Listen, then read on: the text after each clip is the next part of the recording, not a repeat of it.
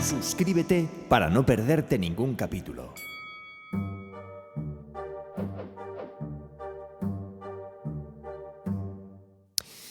Me llamo John Brentwalter.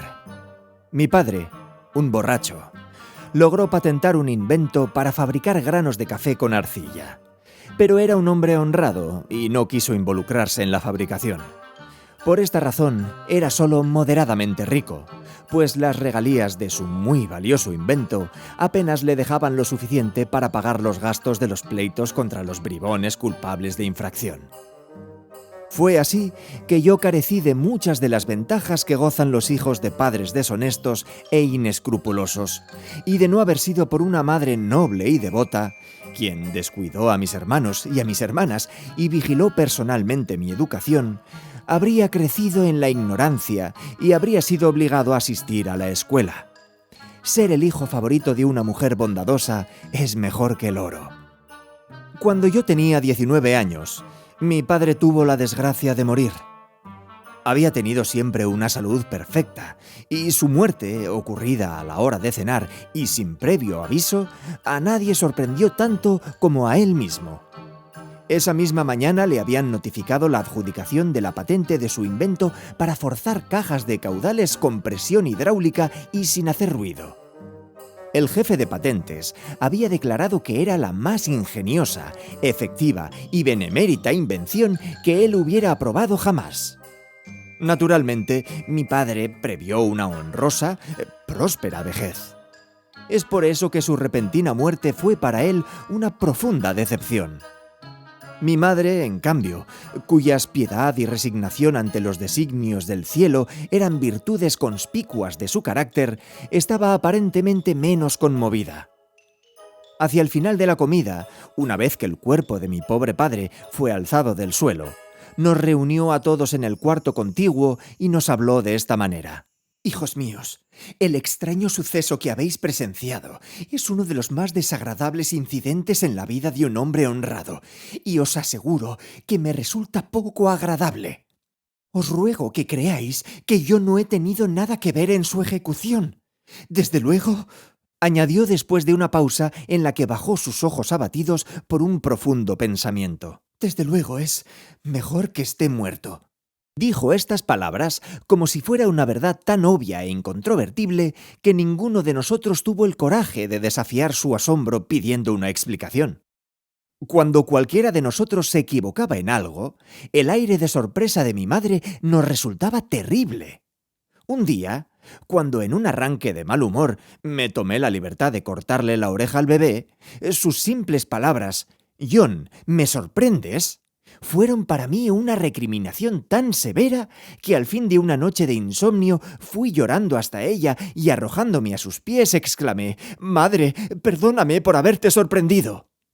Así, ahora todos, incluso el bebé de una sola oreja, sentimos que aceptar sin preguntas el hecho de que era mejor, en cierto modo, que nuestro querido padre estuviese muerto, provocaría menos fricciones. Mi madre continuó: «Debo deciros, hijos míos, que en el caso de una repentina y misteriosa muerte, la ley exige que venga el médico forense, corte el cuerpo en pedazos y los someta a un grupo de hombres quienes, después de inspeccionarlos, declaran a la persona muerta. Por hacer esto, el forense recibe una gran suma de dinero. Deseo eludir tan penosa formalidad. Eso es algo que nunca tuvo la aprobación de los restos. John». Aquí mi madre volvió hacia mí su rostro angelical. «Tú eres un joven educado y muy discreto. Ahora tienes la oportunidad de demostrar tu gratitud por todos los sacrificios que nos impuso tu educación. John, ve y mata al forense». Inefablemente complacido por esta prueba de confianza de mi madre y por la oportunidad de distinguirme por medio de un acto que cuadraba con mi natural disposición, me arrodillé ante ella, llevé sus manos hasta mis labios y las bañé con mis lágrimas de emoción. Esa tarde, antes de las 5, había eliminado al médico. De inmediato fui arrestado y arrojado a la cárcel. Allí pasé una noche muy incómoda. Me fue imposible dormir a causa de la irreverencia de mis compañeros de celda, 2 clérigos, a quienes la práctica teológica había dado abundantes ideas impías y un dominio absolutamente único del lenguaje blasfemo. Pero ya avanzada la mañana, el carcelero que dormía en el cuarto contiguo y a quien tampoco habían dejado dormir, entró en la celda y con un feroz juramento advirtió a los reverendos caballeros que, si oía una blasfemia más, su sagrada profesión no le impediría ponerlos en la calle. En consecuencia, moderaron su objetable conversación, sustituyéndola por un acordeón. Así, pude dormir el pacífico y refrescante sueño de la juventud y la inocencia. A la mañana siguiente me condujeron ante el juez superior, un magistrado de sentencia, y se me sometió al examen preliminar. Alegué que no tenía culpa, y añadí que el hombre al que yo había asesinado era un notorio demócrata. Mi bondadosa madre era republicana, y desde mi temprana infancia fui cuidadosamente instruido por ella en los principios de gobierno honesto y en la necesidad de suprimir a la oposición sediciosa. El juez, elegido mediante una urna republicana de doble fondo, estaba visiblemente impresionado por la fuerza lógica de mi alegato y me ofreció un cigarrillo. «Con el permiso de su excelencia», comenzó el fiscal. «no considero necesario exponer ninguna prueba en este caso. Por la ley de la nación se sienta usted aquí como juez de sentencia y es su deber sentenciar.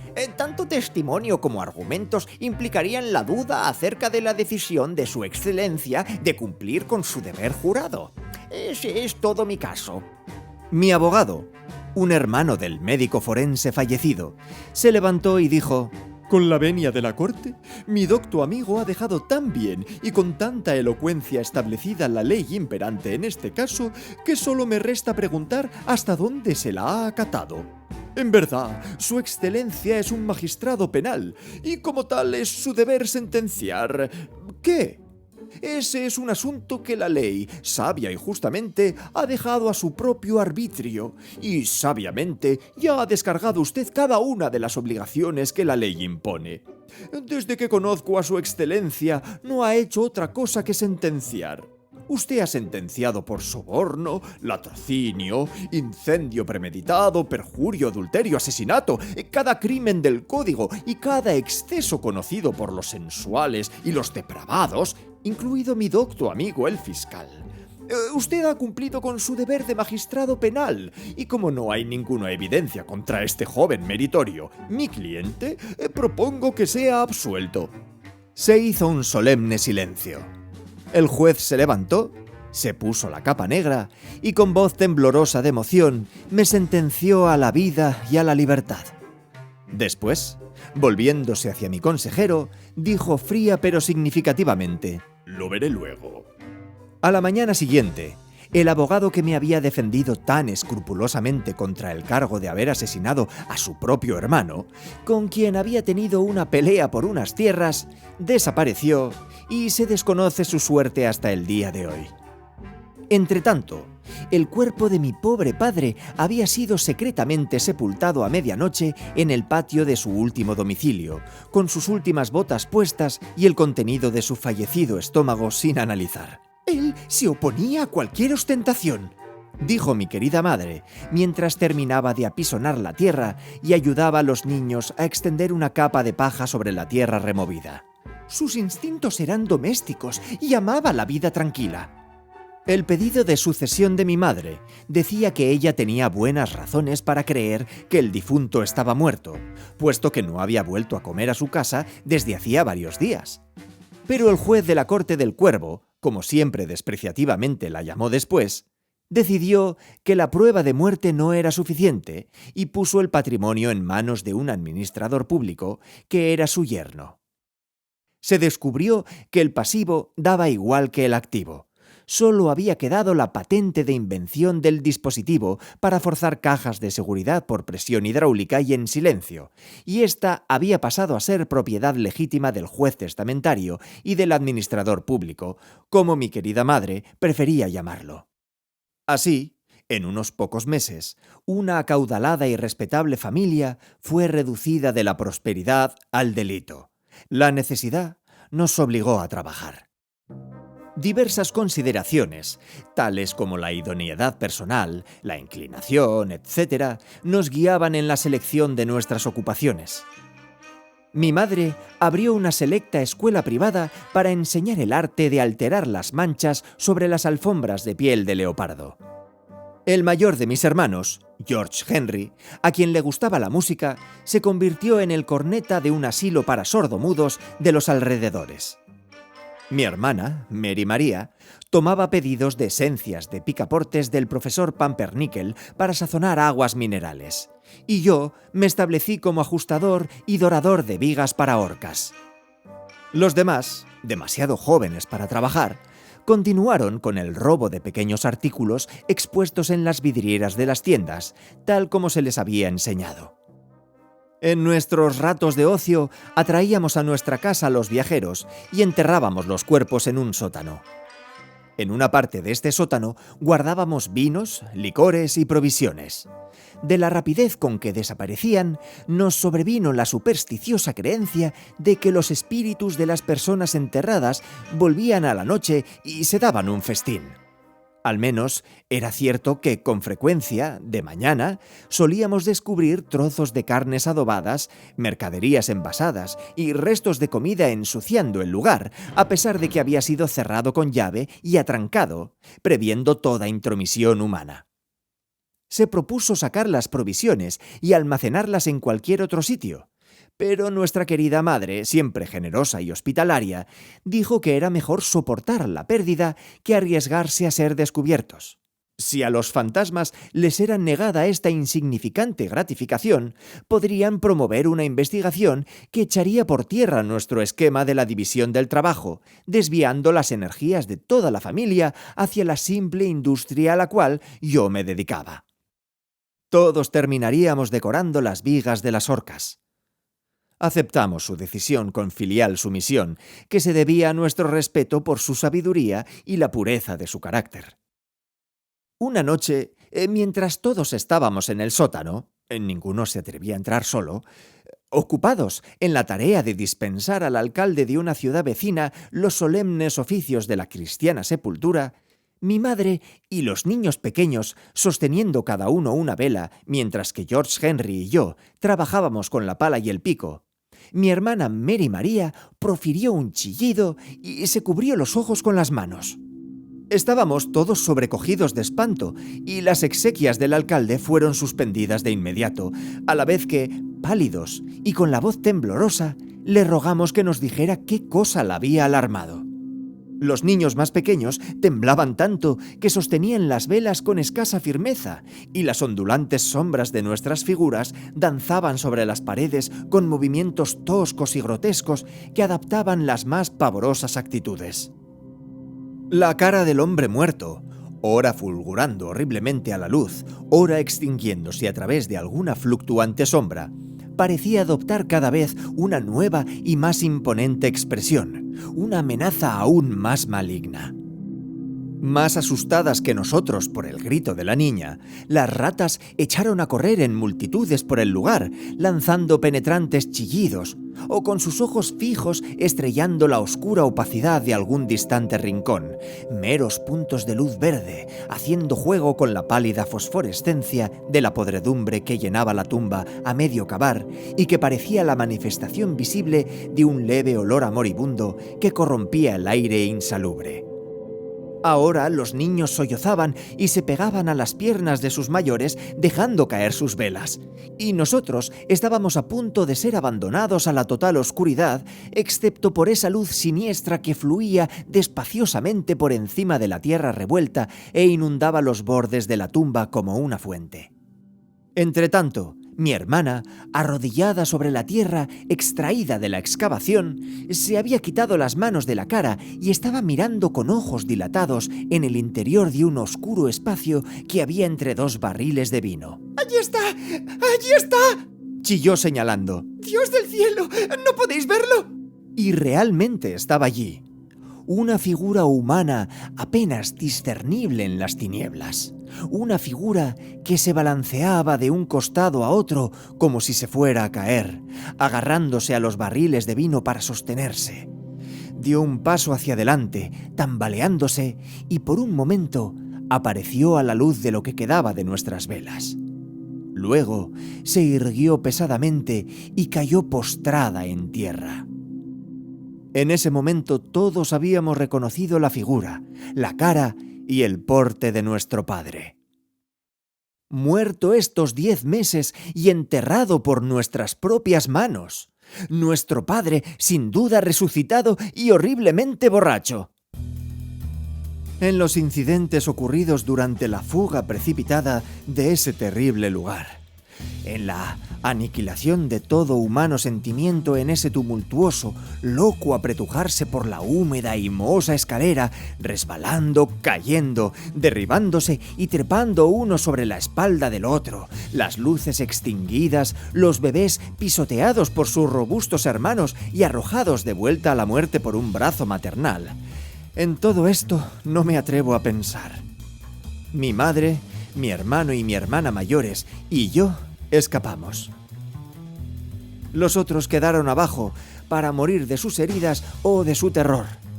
Algunos quizá por las llamas, puesto que en una hora, nosotros 4, juntando apresuradamente el poco dinero y las joyas que teníamos y la ropa que podíamos llevar, incendiamos la casa y huimos bajo la luz de las llamas hacia las colinas.